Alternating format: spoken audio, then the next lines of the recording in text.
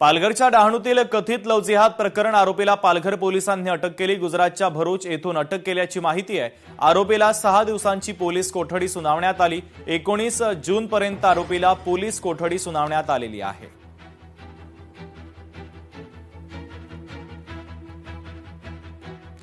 माजलगावमध्ये अल्पवयीन विवाहितेचा नियमबाह्य गर्भपात केल्याची शक्यता आहे। अति रक्तस्रावामुळे पीडित तरुणीची प्रकृती खालावली।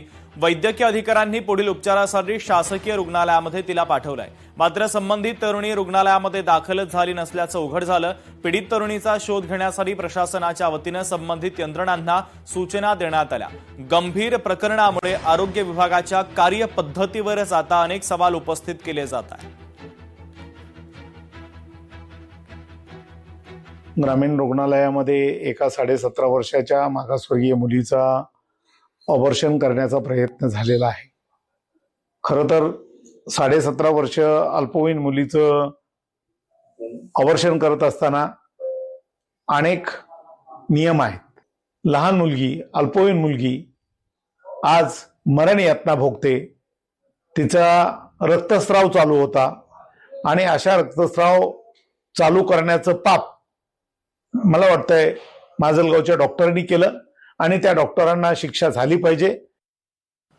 लोकशाही मराठीच्या बातमीचा इम्पॅक्ट आपण पाहूयात। राज्यातील गुटखा माफियांवर आता मकोका अंतर्गत कारवाई केली जाते। एफडीए आयुक्त तुकाराम मुंढे यांनी सर्व अधिकाऱ्यांना आदेश दिले। गुटखा, तंबाखू, निकोटीन युक्त पान मसाल्याच्या अवैध व्यापारावर आता मोठा प्रहार करण्यात आलाय।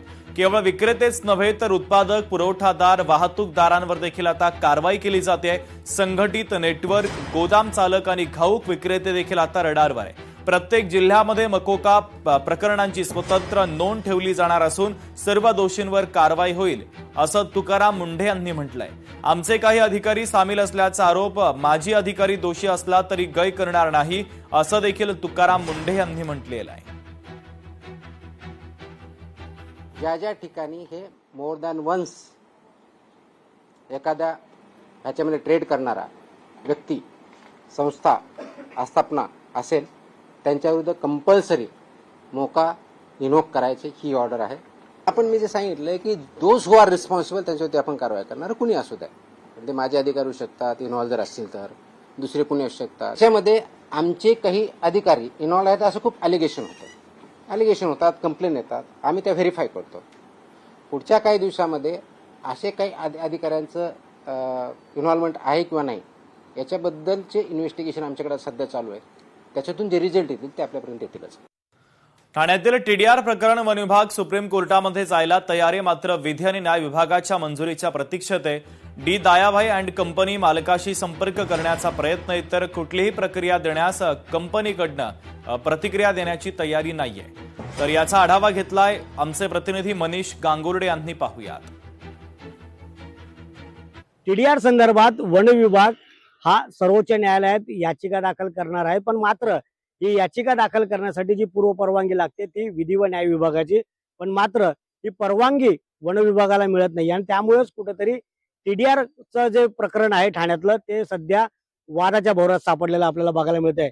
एकंदरीत 2800 कोटीचा टीडीआर जो आहे तो खाजगी कंपनीला दिला जाणार आहे। आपण या खाजगी कंपन्या ज्या आहेत, ज्यांचे हे मालक आहेत, आपण त्यांच्याशी देखील संपर्क साधण्याचा प्रयत्न केला। आपण वारंवार त्यांच्याशी संपर्क देखील साधत आहोत, कारण या संपूर्ण हा जो टीडीआर आहे हा नेमका कुठे वापरला जाणार आहे या संदर्भात आपण ही जी माहिती आहे ती या संपूर्ण कंपनीच्या ओनर्स कडून आपण जाणून घेणार आहोत। पण मात्र कुठल्याही पद्धतीचा रिस्पॉन्स जो आहे तो कंपनीकडून दिला जात नाही।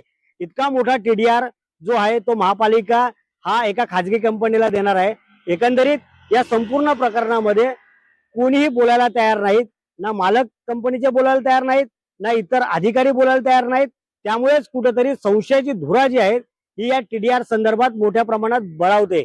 एका बाजूला वन विभाग जर सुप्रीम कोर्टात जायला इच्छा व्यक्त करते, पण मात्र विधी व न्याय विभागाची मंजुरी जोपर्यंत मिळत नाही तोपर्यंत त्यांना देखील जाता येत नाही। याच कारणामुळे कुठेतरी हा जो टीडीआर घोटाळा आहे तो अतिशय संशयाच्या भोवऱ्यात सापडताना बघायला मिळतोय। मनीष गांगुर्डे, लोकशाही मराठी, ठाणे। लोकशाही मराठी ऐका, पहा, जागरूक रहा।